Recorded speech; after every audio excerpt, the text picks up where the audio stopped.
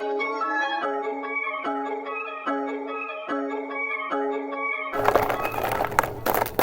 you ever heard of the phrase ride or die? Well, today it's ride or slide.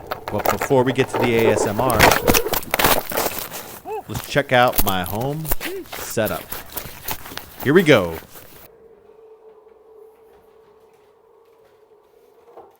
Hello and welcome to my Onewheel home setup.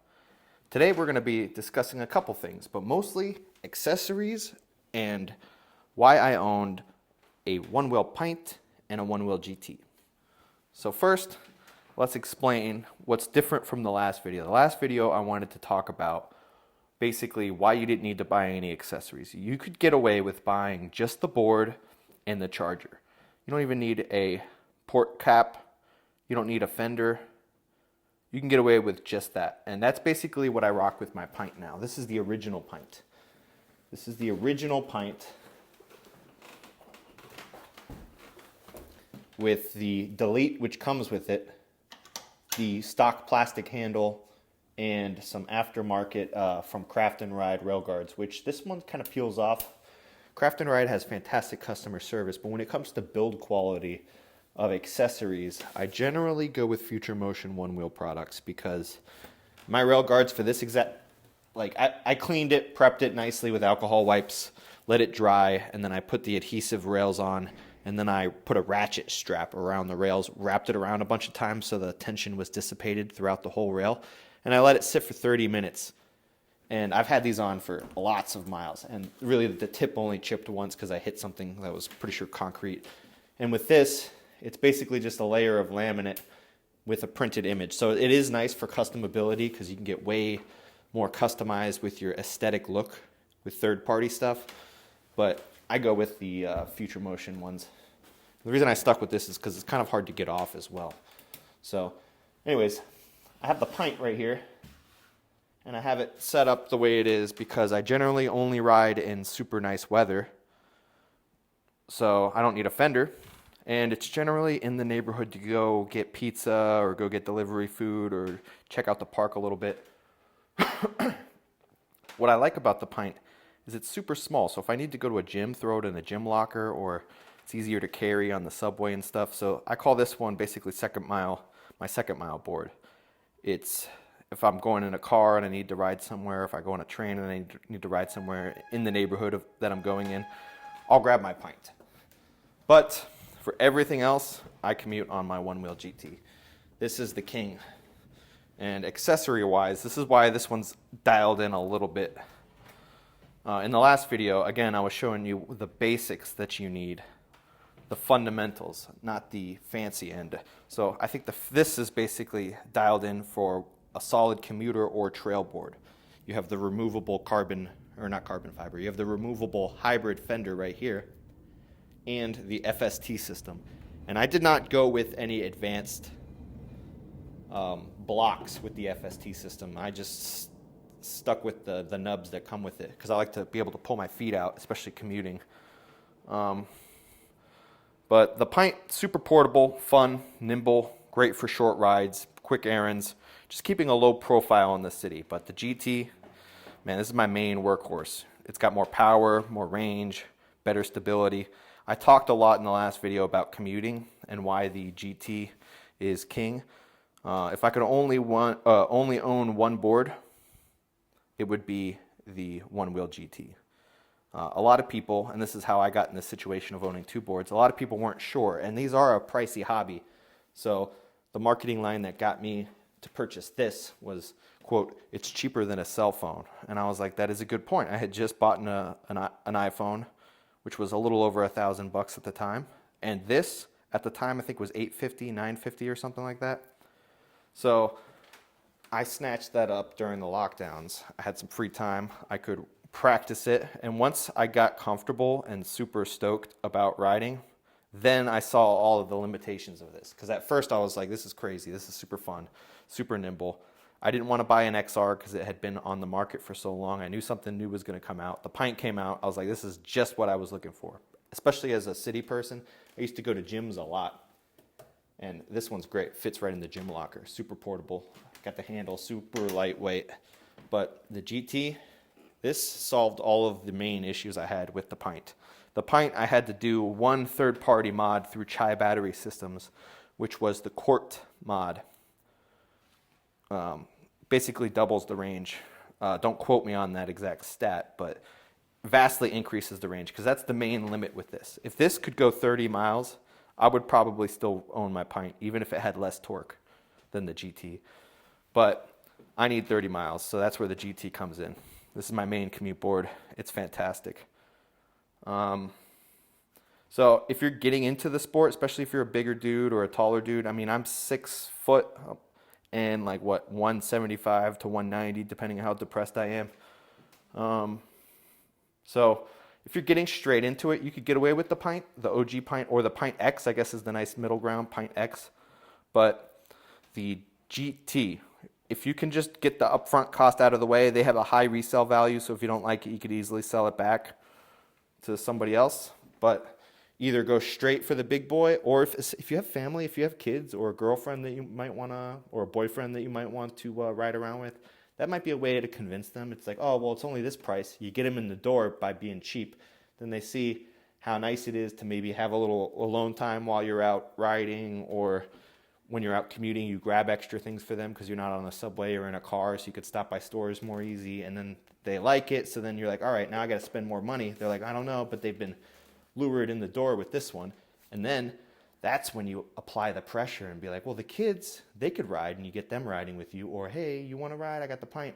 Personally, when I ride with a significant other, and they're used to riding at this point, but I put them on the GT just because it's safer. And I know the limitations of this because I don't want them to accidentally push it too hard to try to keep up with me. So if you're going to get into the sport and you have a little extra cash on hand, I mean, if you're loaded, buy the GTS, obviously, but if you have a little extra cash on hand, get the GT. I mean, I guess the new XR came out, or the Onewheel Classic. I don't know much about that, so I think that basically sums this up. I've answered a lot in the last video, and I don't want to rant too much because we're going to go back out for a ride later on. I just came back from a ride. I'm going to show you the app a little bit after I show you some stuff at home, and then we're going to go out for a ride in inclement weather, because that was the other question everyone asked. What about icy conditions or wet conditions? So we're going to go out there after I show you the app. But let's skip the detail on the boards and let's go into safety gear. So one of the first things that I got was 888 has a kit that comes with a couple things, and the main thing being wrist guards. These are the low profile wrist guards. And once you ride a lot, you're going to want to upgrade these. The Future Motion Onewheel website sells some wrist guards that I eventually upgraded to, but wrist guards are, I would say, number one. A lot of people say helmets are number one, but if you're going slow, especially if you're only going, protect the wrist, because your head naturally kind of avoids things. Falling backwards always a doozy, but wrist guards and a helmet, I would say are a must, but especially wrist guards. People get the helmet and say, I don't need the wrist guards, but this has saved my bacon multiple times. It's ridiculous. And just to show you, once you upgrade, you get a little thicker in the handle. So I'm just going to do a quick little side-by-side. See, it's not only thicker, and you can see the scratches where I actually use this. And what this allows you to do is basically a barrel roll. When you fall, and if you don't get that first step right in, which is going to happen, eventually you're going to fall, and you don't get that first run, call it running out, where your board kind of like hits the ground, either this foot or your other foot steps, and then if you don't get that, then the next thing to hit is your hand, and then you could use your hands to push down, boom, and dissipate all that force into a roll. The other thing I have, which I can't really show right now because I just came back from a ride, maybe if I squat down, I have these bum protectors. Can't really see them. Got these bum protectors from 888, which also help with impact. And I got these pants. These are not riding pants, but these pants that I found have pockets right where the knees are. And I don't like wearing most knee protectors, but I put padding, gel padding, and some alcohol wipes in these pockets that protect right where my knees are. So that kind of protects the knees. If I'm hitting a trail, like a mountain bike trail, especially a a day trail with the boys, I bring a whole bag of safety gear. Got a jacket just for mud.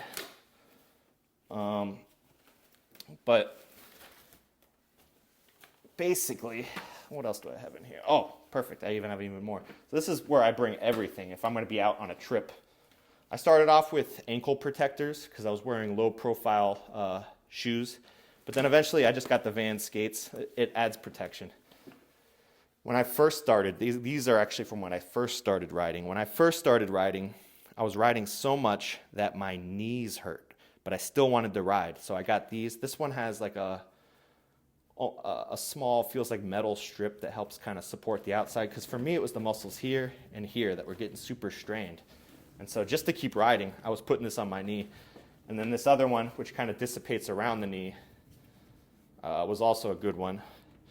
But I rarely use these. Now that my muscles are fully developed, I rarely use these. And it actually, riding one wheel made my tennis game better, so we'll talk about that later.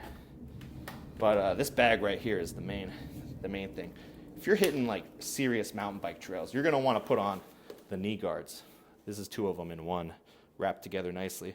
You're going to want to put on the knee guards. Super comfortable bailing on these, barely feel it. And then you're also going to want to put on the elbow guards. I rarely wear elbow guards, but I've also hit my elbow a couple times. So, man, elbow guards, and then I think I have another pair of wrist guards. So I've bought 2 pairs of 888s, and then I finally upgraded because after a while you're going to wear them through. And when you buy the higher priced ones, it just lasts longer. So 888 works, checks the box, but it's made in China, you know. So, I mean, a lot of stuff's made in China, and that's not a slant towards made in China. Just the quality's not there. So especially with safety gear, you kind of want to step it up with the quality. Now, I started off with a very basic Bell helmet. I had some stuff on it, mounted on it, so it has tape and other things. Lots of reflective on there, but I upgraded eventually, and I would highly recommend the Troy Lee design full face helmet. The full face, if you ride slow, you know, a regular skate helmet is fine, a bicycle helmet is fine, but if you're commuting off-road or doing super high speeds, a full face helmet is a must. I ride with a Troy Lee designed full face helmet for maximum ventilation. And in the winter, I just wear a ski mask underneath for protection. So I give this 2 thumbs up, 5 out of 5, would recommend. And again, it's a little pricey. I know $250 or $350 or $450 might seem like a lot for a helmet, but you only get one head and you only get one life. So I think the juice is worth the squeeze on this. If you ever take a spill, you'll be glad you had this chin bar right here to save the moneymaker. You don't want to have a messed up face, you know. I mean, maybe you do, but odds are you don't. And that talks to group ride. So a lot of times I'm wearing helmets, so I don't have to really worry about stuff. But sometimes I wear clear eye protection like this, just to protect from things getting kicked up like rocks or from getting dust in the eyes. Looks a little nerdy, but whatever. Non-safety stuff, I'll talk about this later. I got a scrub. I got some extra bits. Another scrub. This is another one. So I have a bag for carrying groceries and stuff on my pint, but I also have a reflective. It's a Velcro reflective. You can put this around your ankle, around your arm, around another bag. Super handy, super cheap on Amazon. Check that out. And also I have a rag. And I have some tools. I have some tire wet. We'll talk about cleaning right before we go into this other spot. So I don't know if you guys could see, but back here, I have a power strip. And this is a Weber power strip, and it has a fuse on the end of it. The important part is that you have a fuse in your strip. As you can see over here, it's plugged into a wall. It doesn't have a ground, so it's not ideal. But in this Weber power strip, it has an actual fuse that will blow if anything goes wrong. Physical fuse, not a digital fuse, not just a power strip. Some people think regular power strips will flip. No, it has an actual fuse. It also has a security camera and a motion activated light next to it. That's just convenience, unrelated to Onewheel. and I have 2 smart plugs. This is crucial because what you want to avoid doing, at least this is a holdover from the XR, is plugging a board in either while it's wet or while the strip is, not strip, the charging cable is active.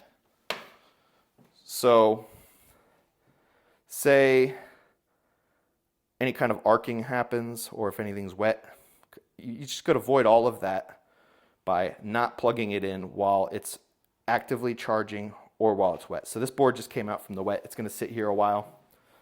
But this smart plug allows you to have all of the cable plugged in and then turn it on. And that also allows you to do battery management when it comes to the health of the cells in your battery.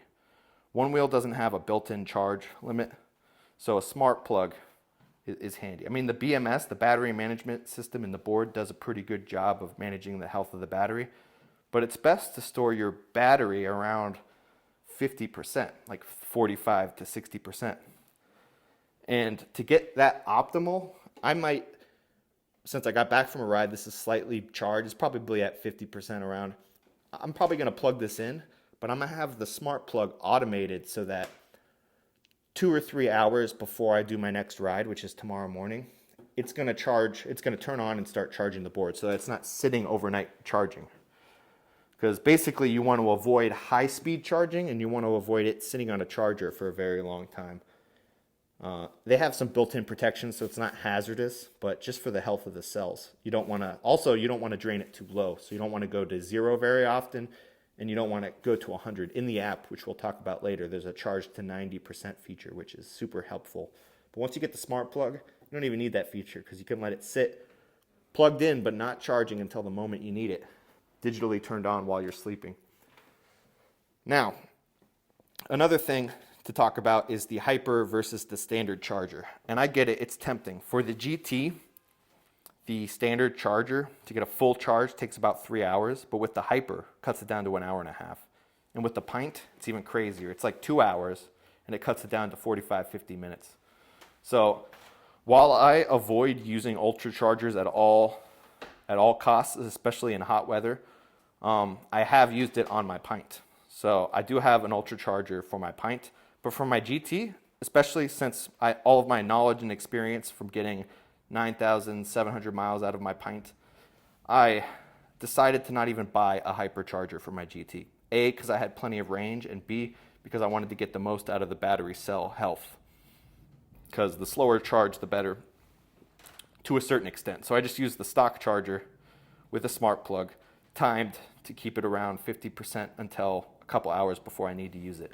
Then it'll top itself out to 100%, which I thought was a good way of doing it. Because for casual riders, the stock charger is fine, and especially even for commuters with a GT. But it might be worth it if you're commuting with the pint, because I think the pint gets, I think I got like 8 miles range or something, pushing it, you know. So unless you have a slow charger at work you could bring with you, which kind of talks about this. I have this small bag right here, and in this bag I have an extra slow charger, so I can either throw this in my work bag, keep this at work, so I have 2 chargers. I have an extra charger for the GT because I want to keep this one set up the way it is and make it easy, because I just roll right in, take this, plug it right in, and I'm good to go. All right, so let's talk a little bit about cleaning. So I'm a little bit of a sloppy guy when it comes to my Onewheel. I know it's dirty. I don't really care about aesthetics. I don't really clean it that much, but I got these scrubs just in case. Helps get some of the debris off. And when I do repairs on my board or my pint, I tend to keep my pint a little cleaner. When I do repairs on my board, that's when I'll pull the, or if I'm going to like a special outing, like a big group ride, people are going to come into town for it, I will clean it up nicely, wipe it all down, get rid of some of the scuffs, maybe put a new rail guard on, maybe put a new handle on. I took off the handle on my GT just because it got in the way. I use this handle more. And then I put the tire wet on.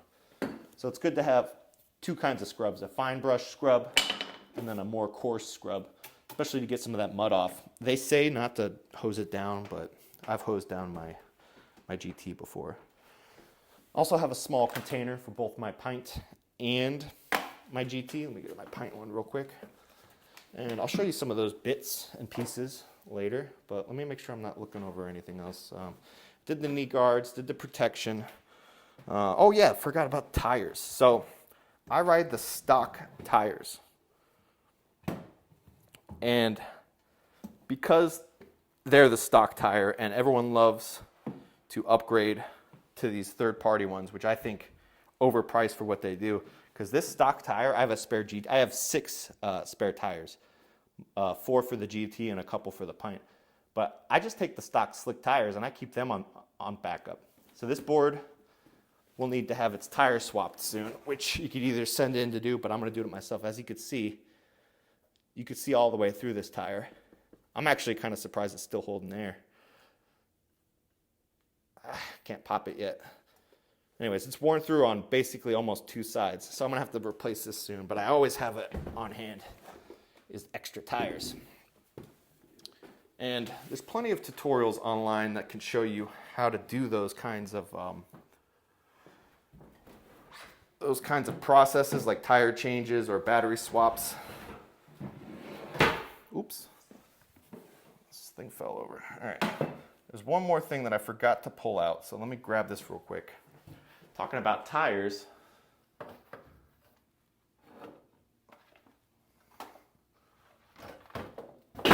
hey, causing a mess, jeez. All right, talking about tires, I forgot.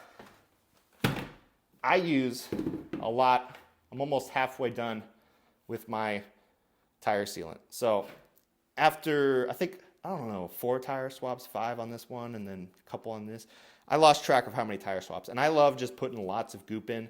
So if you're going to be in the game for a while, I would buy a high quality. I think I bought this on Grainger.com. I don't know. Anyways, so tires, fantastic. I think the slick tires are the best, especially for street riding. Nothing beats a slick tire. I like the feel of it. Even if you do trails, even in mud, it's rideable. In snow, it's rideable. In ice, it's rideable, as long as you know how to balance yourself with the slick. Sure, it's better with the treaded, but there's lots of options, and for me, slick offers the best ride and feel. And so when I'm commuting, I keep my fender on. When I'm on trails, I want to see that slick tire. I want to hear that slick tire. I want to feel that slick tire. Man, this is so worn through. I'm surprised I can't push through it. All right, now let's go into a little bit of a detail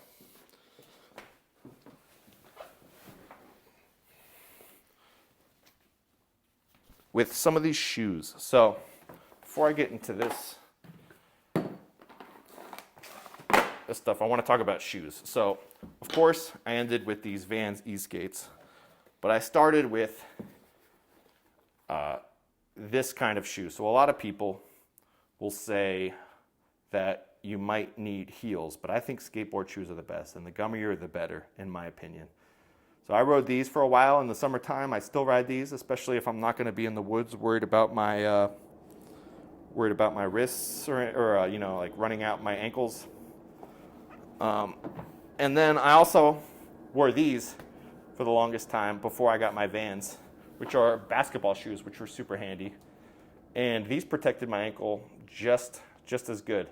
So I'll do these in the winter time, or if I'm rolling around just for fun. And then if I'm hitting hard trails, I'll pull the Vans out. So after a while, I got a couple options for shoes.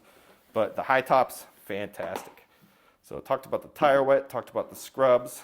I have the screwdriver where, again, if I'm going on location, I will bring the screwdriver, and I've added a couple things to the kit, including a Phillips screwdriver, which for some reason is not in the kit, at least a tiny one, because there's a cover that holds the cable next to the Onewheel.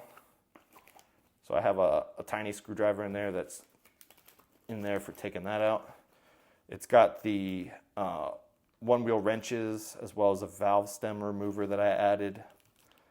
And then it also has a security bit set.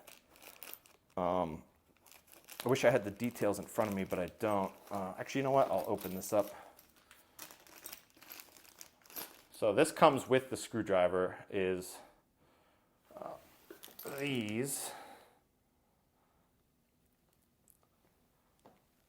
And what I added to the kit for this security bit set from Pro Torque. I'm not sponsored by them, but I just bought them on, I think on Amazon. And you don't use all of these. I think you use 2 of these on the pint. Couple options. And then I also have the Onewheel foot pad collar remover and the 2 elbow shaped wrenches you can get from Onewheel, and the valve stem remover as well. So I have all of those in one kit with the screwdriver. Got a little flashlight on it, super handy. I use that for things that aren't one-wheeling just because of how handy it is. And let's go a little more into detail. All right. Okay, let's go a little more into detail about what's in my pint and my Onewheel GT boxes. It's funny that's there. I'm not actually a huge fan of that company, but whatever. So I have a extra port cap cover, don't really use. I have a T30 bit I bought on Amazon. You're going to use that to remove the axle bolts. I have a bag of used screws. I have a bag of new screws.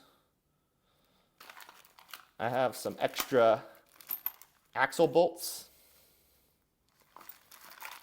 valve stem removers, some elbows, as you can see in the bottom, some elbows, and more screws. So I've got plenty of backup screws, a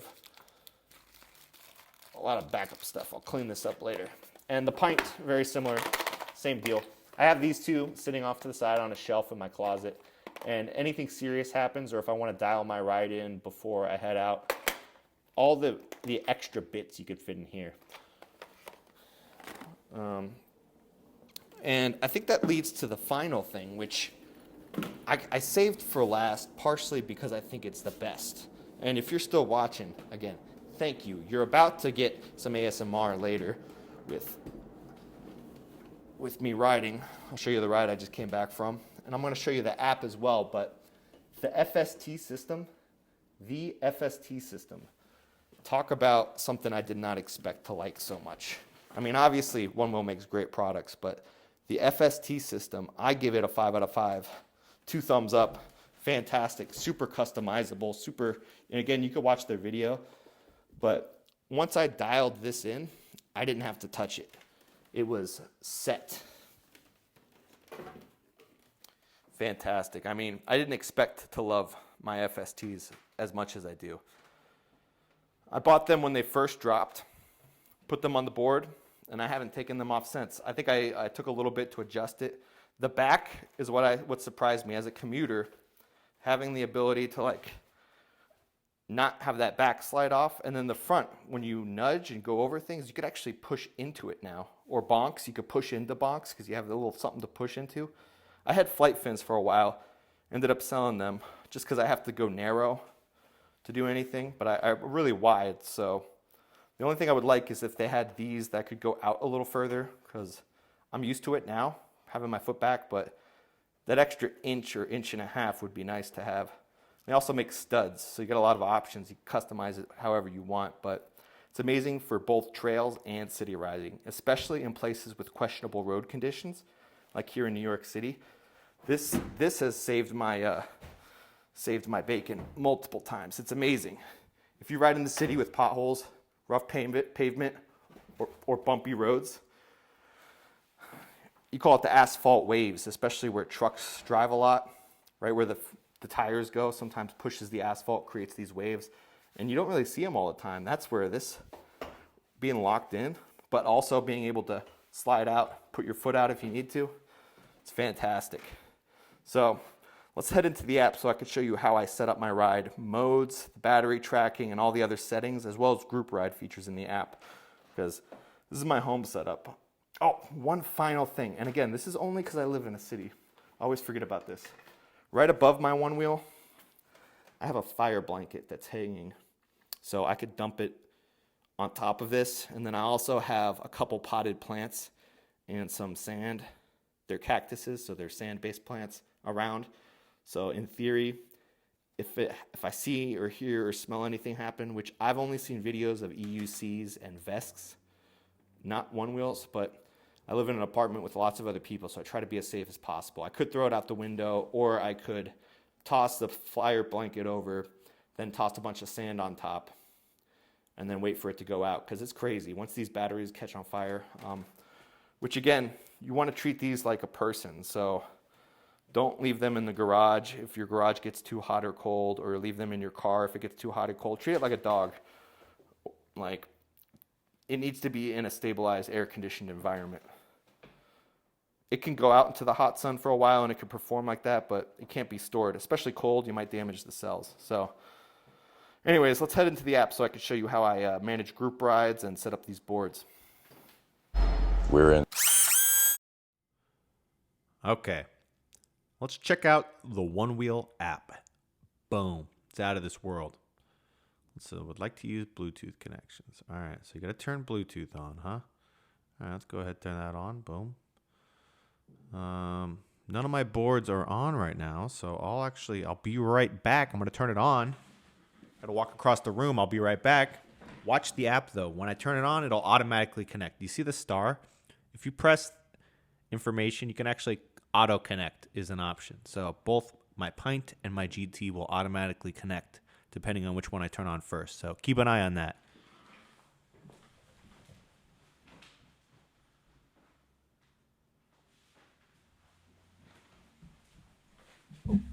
All right, there it is. Boom. Wet Willy, auto connect. Nice. All right, so let's check out some options in here. Just to start off, I want to, not to toot my own horn, but I am in the top 10 for my GT. I was in the top 10 for both my Pint and my GT, but I had some issues, and I don't think that mileage is accurate. I had a couple things that I did to my board. My GT is completely stock. My Pint, let's go down to the list. Boom, number 7. Boom, there it is. Whoop, whoop. All right, anyways, let's go to my board. Wet Willy. So what's fun about this is that you can go into as granular a detail as you want. So you have a couple sections. Let's go to the gear to start it off. Or actually, you know what? Let's go to the burger all the way to the top left. Boom. This is where, once you sign in, you could do messaging, group rides. A lot of people overlook this group ride feature. Super handy. That's how I got into the community. I didn't even think about group rides when I bought my board. You can add people as friends. You can see my username. Feel free to add me. Check out service and go into other settings. So let's hop into settings real quick. So this is notification, messaging, group rides, segments, privacy, onboarding. So any questions, Onewheel has not only tutorials on their YouTube channel, but you can go into the onboarding section of the app. All of the updated tutorials are there. So now that we did that, let's go into the settings right here, right next to my nickname. I'm going to click that. That's going to change the whole window to all of these fun settings. Let's start at the top. Auto connect checked. Limit to 90% is something I mentioned earlier. If you start off at the top of a hill and you're going to regen, because when you go downhill, you actually gain a little bit of battery. So if you're going to start off where you're going a lot of downhill, you might want to start at 90, or you might just use this feature if you're charging your board and letting it sit. Better to sit at 90 than 100. So light bar brightness, I always have mine down. I really like to let people know that I'm there. If I'm riding at night, I'll pop it up. Torque gauge headroom. This is still beta. I don't know how long it'll be beta, but it's a pretty cool feature. I'm not looking at my phone, so this is more for people with the Apple Watch. I don't have an Apple Watch, so if you have an Apple Watch, you can get a lot of cool things with the Onewheel displayed on your Apple Watch. So I reset this lifetime top a while back, but think it's still somewhat accurate. I don't push it. I pushed it on my Onewheel pint. I got it to go 22 miles an hour. And now I don't really push it on my board. So I comfortably cruise around 21 on my GT, and I've pushed it apparently to just under 25. Let's see, current mileage. This is not accurate. For some reason, it doesn't register my week riding in this section here. It registers it in another sections.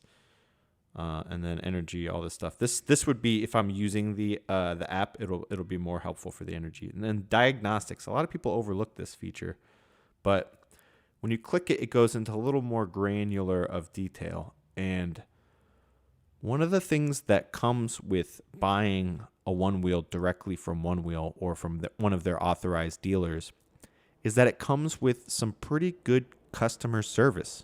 So if you send a diagnostic off, go ahead and send the report off, and then I send an email to Onewheel customer service with my reference number.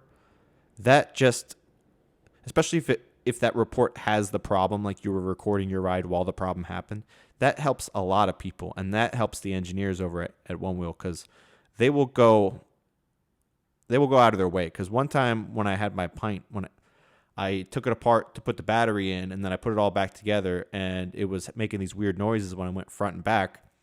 And I was like, uh-oh, I just put a third-party battery in this. I don't want to have to ship it back. I don't want to do that. So over email, the guy said through the description and the report that I sent that he wanted me to do certain things, and I followed his steps, and it was basically just my hub bolts were not as tight, and then a couple other bolts were not as tight as they should have been, so it was rocking a little bit. I was hesitant to strip the bolts, so I had under-tightened them. So they actually did not want me to send the board. They did a couple steps before wanting to send the board.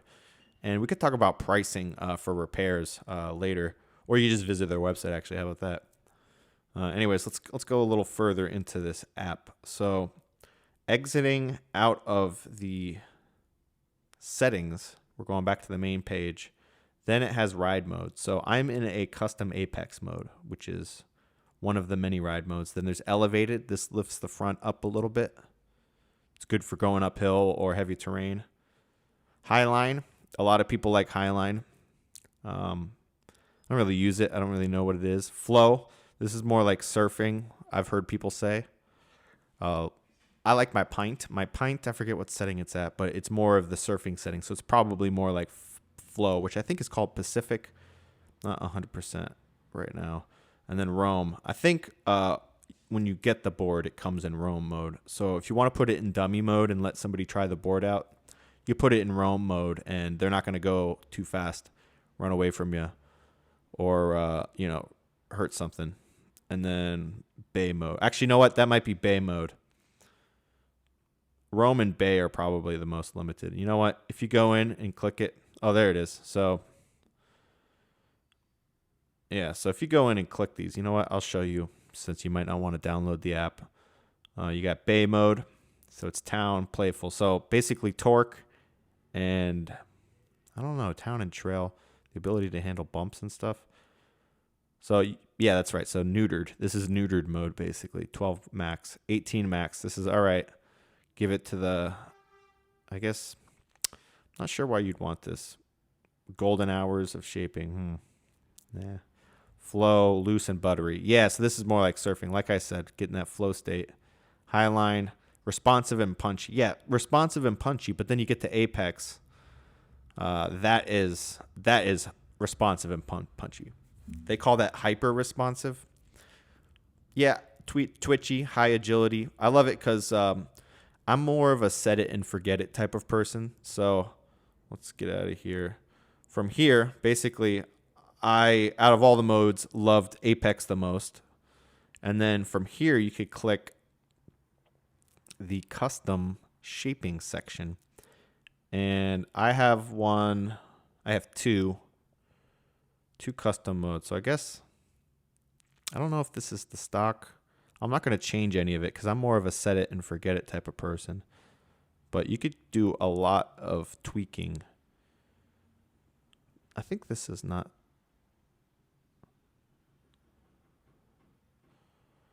Yeah, this is slightly modified, I think.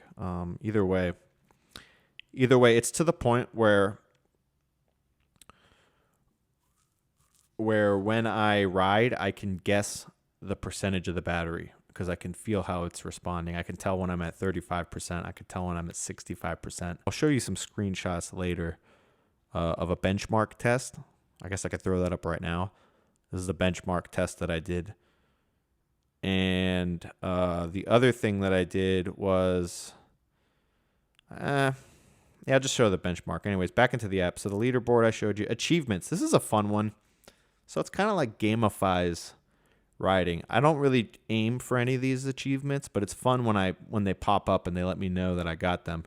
So weekly 30 miles, weekly 60, weekly 100, weekly 150. I commute, so I get a lot of miles in. So I ranked that one up pretty quickly. I haven't gotten KOR though, so 200 miles in 1 week. I've gotten 188. That's so close. Okay. So 64 mileage in a day. Got that. I have not got out to lunchtime ride or platinum.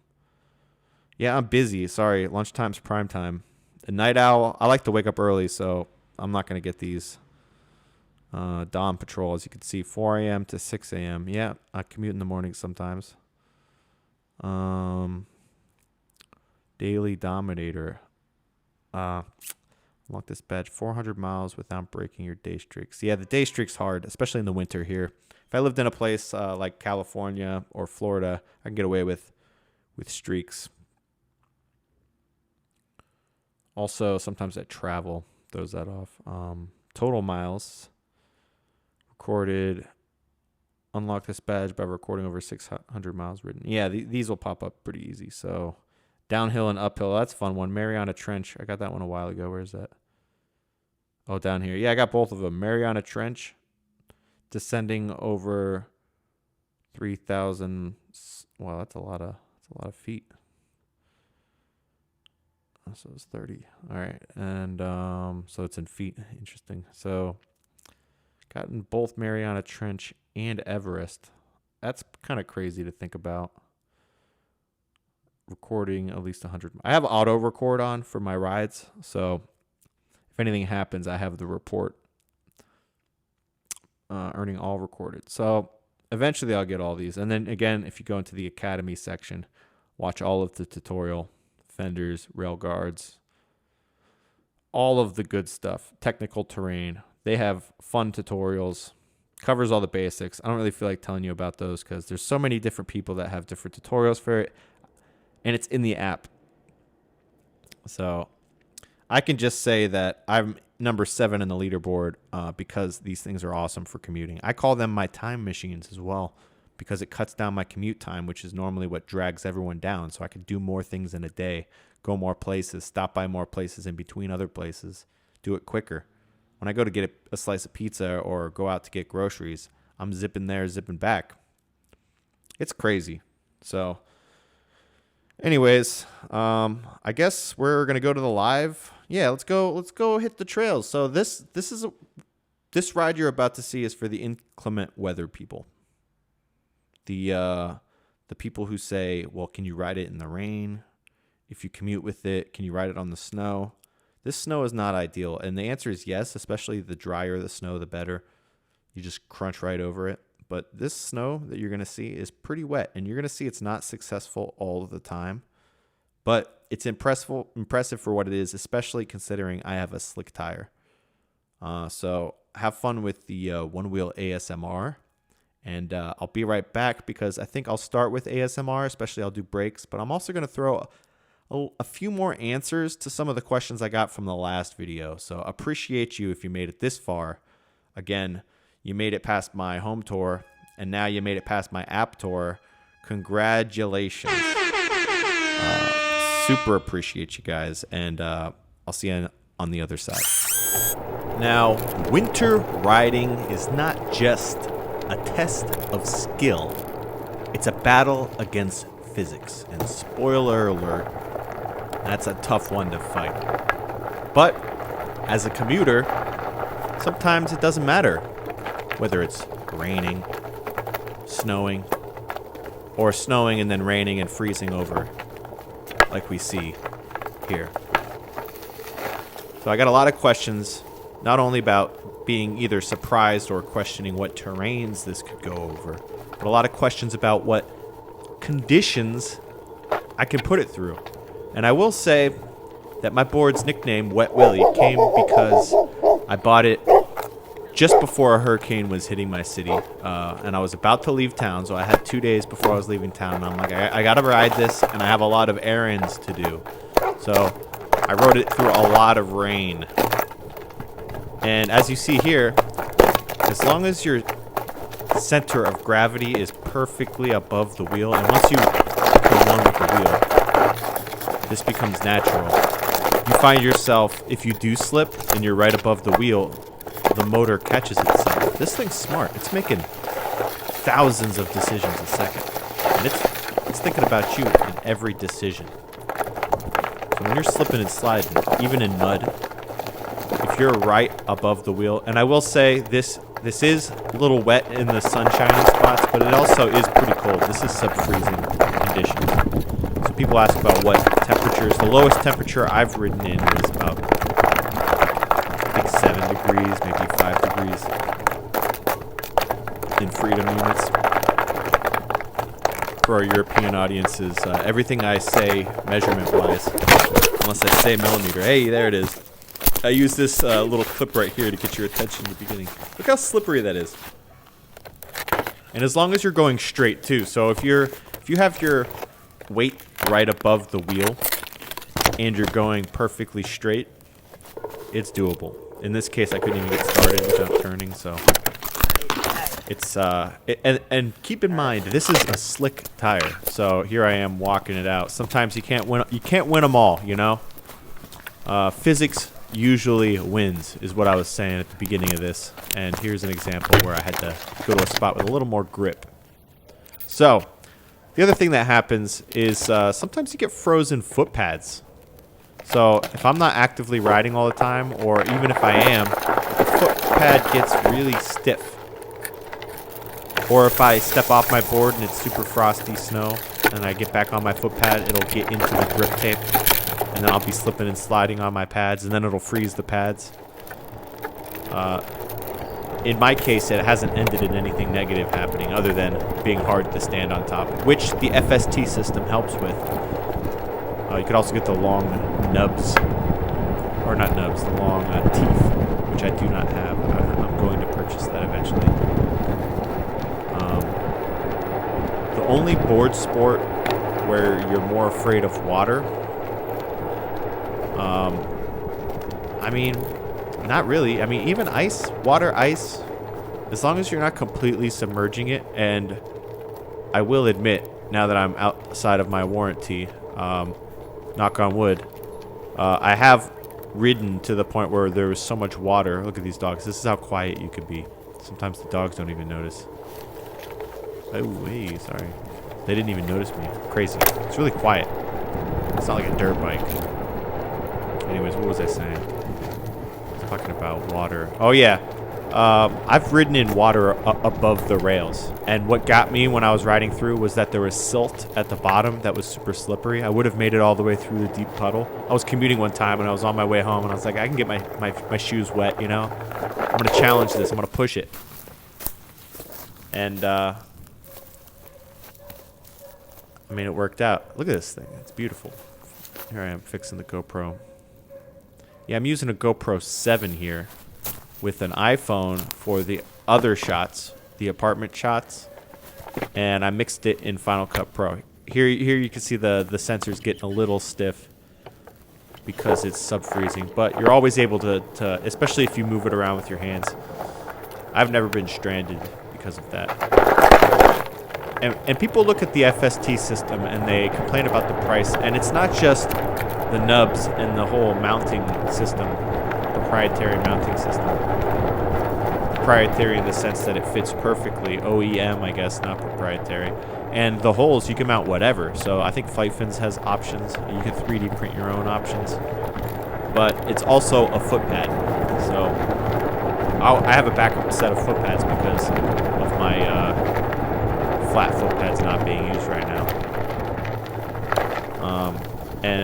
Treaded tires, great idea in the winter, great idea in general, but I just love the slick. I love the way it feels. If it wasn't a little wet out, I would have my fender removed. Just something about the slick tire, especially after 100 miles of wearing it in, it really changes. It loosens up. And this is an early morning ride, so you see a lot of dog walkers. If you're into owning dogs, that's another hobby. One-wheeling is a hobby. People don't like to think of dog ownership as a hobby sometimes, but that's what it is. Your dog's gonna love the one-wheel. It'll probably like beef it up too, because it's gonna be running more. Take it out for those morning loops, have it run instead of walk. And it'll be quieter later. I had a buddy, I would run with the one wheel, and the dog wasn't used to running. And so when he came back to the house, he was panting, and then he fell asleep for the rest of the day. So good for dog owners. But the main thing in the winter, I guess, is just the battery. Obviously, if it's wet out, everything's going to be more slippery. So you're going to have issues. But the battery is the most common thing. Both me and the battery hate the cold, you know? The riding, it freezes my feet up, freezes the board up. The range is just dropping.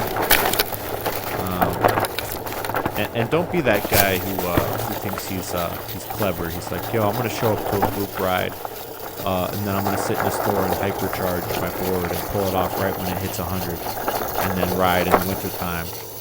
And not think that I'm going to lose close to 50% of my battery range. See here?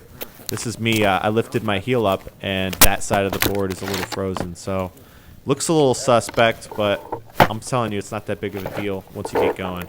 I was just going so slow, and I was turning. That rarely happens. I always feel clumsy when it does, though. Basically, treat your one-wheel battery like your morning coffee. Try to keep it warm. Don't let it sit out too long. For me, I don't charge before or after it's been in the cold for a long time. You get 30-mile range. I think in the wintertime, maybe cut it down to like 25, 20. And when I get home, I let it sit inside for a little bit. I don't run it down to 0 in the cold. My pint, completely different story. I needed every mile. So my quart battery that I put in my pint, that got through a lot of abuse. I mean, I'm talking about like 10 degrees, and I'm riding it all the way down to 0, and then hypercharging it inside of a parking garage that's cold. And then I'm riding it home. Like that pack got abused. And Chai Battery customer service, CBS customer service is fantastic. 2 thumbs up. I had an issue charging my board one time, and the battery pack messed up. Apparently, it was 1 or 2 cells that got whacked. And nice drop. And they told me to ship it back to them. I think they even covered shipping, and they refurbished the pack that I had, sent it back. So the pint, you need the range, but my GT, I kind of baby my battery. I don't hypercharge it. Oh man. So I mean, people talk about wintertime. It's really like all the main sidewalks in most cities are kept up like this, cleaned, salted to some extent. So it's just the transitions. And I'm going to let you get some ASMR later, so I don't want to talk all the way through that, but maybe I will. I mean, you can hear me and I'm talking. I just feel like I got to give you as much information as possible. Like right now, I want to tell you about PSI. I'm looking at the tire. So in the winter, I lower the PSI a little bit. Plus, this tire is at the end of its life, so I lower it to give me a little extra grip. So if you have a mobile pump with you, which they sell on the Onewheel website, you could change your PSI. You could put it high, ride to the park, and then lower it once you get to the icy sections or super sandy sections. And then pump it back up once you're done. So I'm gonna take a little shortcut here. Hey. Oh, didn't make it. Push it hard enough. Yeah, that was my fault. I haven't been recording with a stick like this in a while, so this is my first time in, I don't know, 6 months. However long the last video's been. So if the footage is a little sloppy, that's okay. Yeah, I'm gonna let you guys get some ASMR in this chunk, because I love sand. It's got some crunch to it.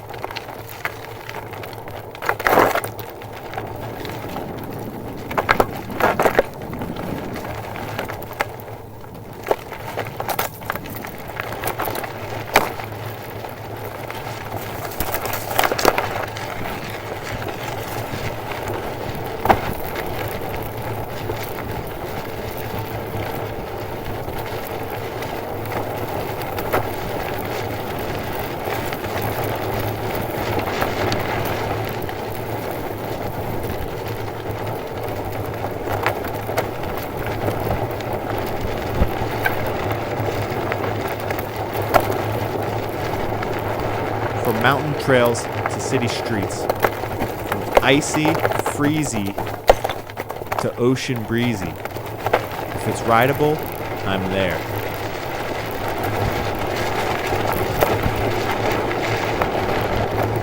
See, it's little things like this. I mean, it's just one adventure, one wheel at a time, you know?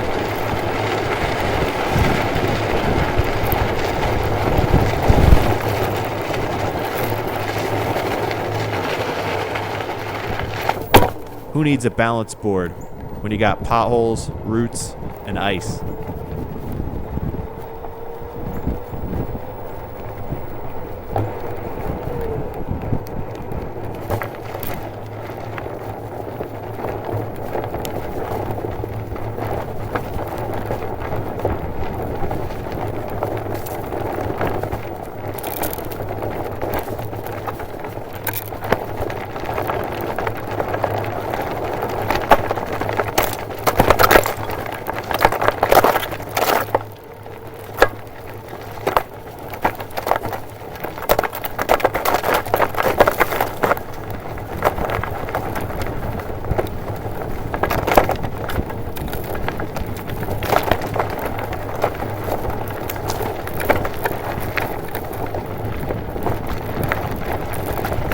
I don't normally cut across stuff like this. I normally stay on paths, but I'm just showing you how versatile, not only informations, terrain, but I can just pop over curves. In this case, I just popped off one path, cut across the jogging path, and then I'm going to cut across the road, and then cut into a bike lane, which I think is exciting. The adrenaline's going. I mean, some people love the thrill of adventure. Other people like staying warm inside.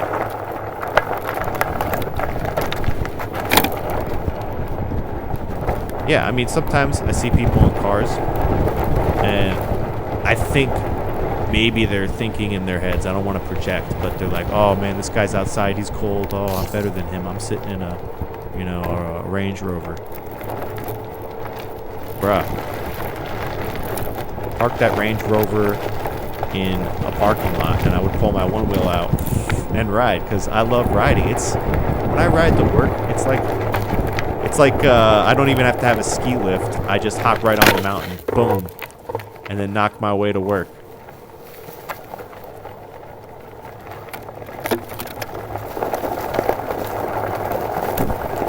It's like the flow state. Maybe I should have given you guys more ASMR, but I don't know. Leave it in the comments. I appreciate all the positive feedback. It's the only reason that I'm actually making this video is because of all the comments from the last one. I really appreciated them, and I hope I filled in the gaps. I know I left a couple comments in the threads, but I hope this video was a follow-up. The last video I really wanted to prove that you don't need to spend much besides the board. The barrier of entry is pretty low with the pint. So, I mean, if you could get a GTS with the FST system and you could throw it around, I mean, that's the best thing to do. If you're a retired dude and, you know, you did go with retirement funds, and instead of buying a jet ski, this is better than a jet ski. If I lived in Florida, maybe I would buy an e-foil. But this is better than a jet ski. There's a couple other hobbies in this price range, like in the 1,000 to 3,000, 4,000, maybe 5,000. If you bought everything all at once, like all of the accessories that you don't need, all of them, you could probably spend like $5,000 total. I don't know. Either way, you could get in the door less than $1,000. Easy. Have fun like this.